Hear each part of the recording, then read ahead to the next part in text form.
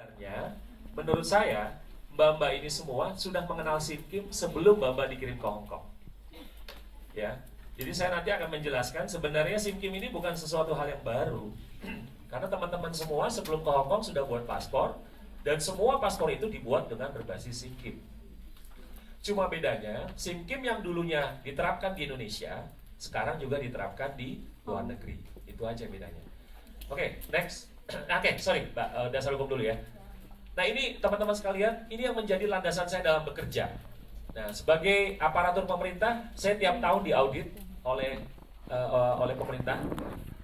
Pak Andri selama tahun ini sudah ngapain aja? Sudah berapa paspor yang dikeluarkan? Persyaratannya sudah lengkap. Kenapa dikeluarkan ini, kenapa ini tidak? Dan seterusnya. Ini akan ditanyakan pada saat saya ada di KJRI Hong Kong, dan itu selalu ditanyakan setiap akhir tahun. Nah, oleh karena itu dasar hukum ini aku selalu saya pegang. Yang mulai tertinggi adalah undang-undang.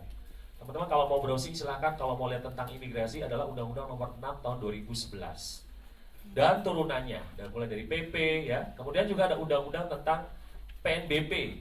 Nah, teman-teman bertanya nggak sih, Pak, aku ini bayar $200 untuk paspor tuh uangnya kemana sih, gitu ya?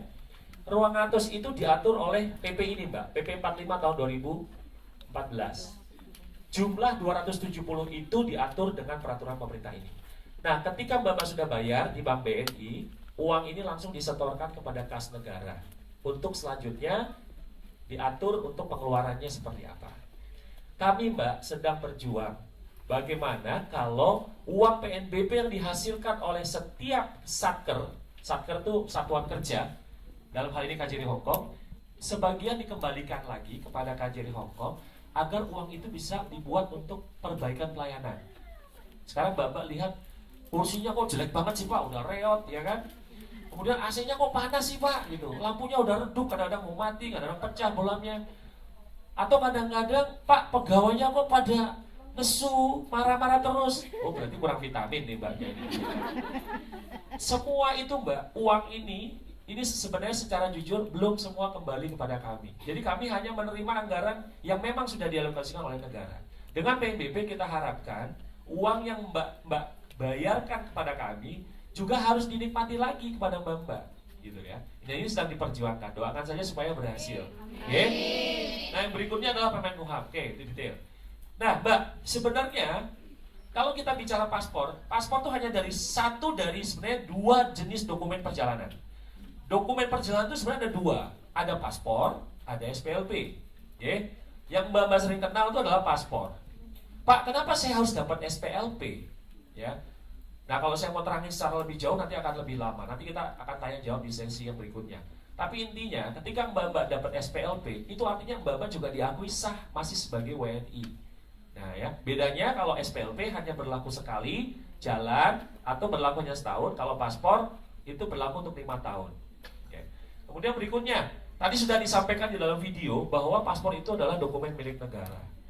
Kalau paspor itu milik dokumen negara, pasti Mbak, semua sudah diatur.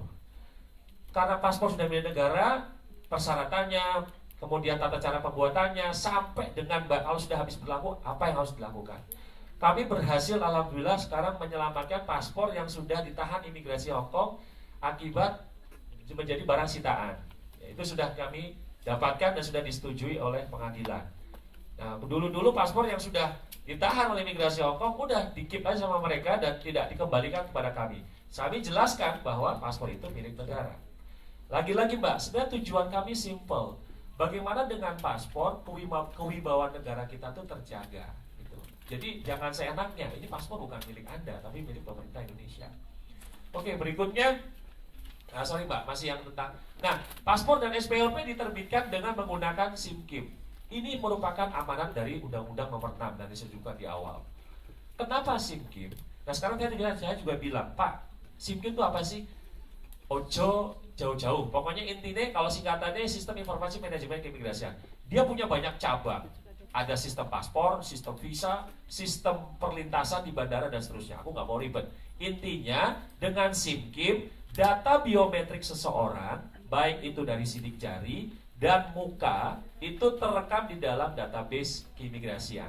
Dan setiap orang akan mendapatkan satu NIKIM, nomor induk keimigrasian. Seperti halnya kita kalau dalam KTP punya satu NIK, nomor induk kependudukan. Dengan satu NIKIM, seseorang bisa diidentifikasi namanya siapa, tanggal lahirnya kapan, sidik jarinya bagaimana. Agar kalau terjadi sesuatu bisa dilakukan matching, bisa dilakukan pencocokan. Apakah orang ini A atau orang ini B dan seterusnya. Nah, kemarin alhamdulillah dengan menggunakan SIMKIM kita sudah berhasil mengidentifikasi bukan satu orang ya, kalau udah jadi mayat ya, sebuah mayat yang ditemukan di Sentral. Mayat ini tidak bisa, of course, mayat udah nggak bisa ngomong lagi, Mbak ya. Nama saya A, saya dari Garut, gitu kan. Orang tua saya B dan seterusnya. Apa yang kita pakai, Mbak? Yang kita pakai sidik jarinya. Saya tempelkan di alat sistem dan muncul, namanya A, alamatnya di mana, tanggal lahirnya dan seterusnya. Alhamdulillah, berarti dengan SIMKIM bisa diidentifikasi seseorang dengan identitas A. Persoalannya, ketika SIMKIM tidak dilakukan secara tertib, namanya dirubah, tanggal lahirnya dirubah, dan seterusnya, ini akan menyulitkan sebenarnya buat teman-teman juga. Pada saat akan ada proses identifikasi, kita tidak bisa menghubungi keluarga di Indonesia. Karena jujur Mbak, yang namanya Sri Ngatin lebih dari 1.000 orang. Yang namanya Wiji Astutik itu lebih banyak lagi, mungkin bisa 2.000 orang.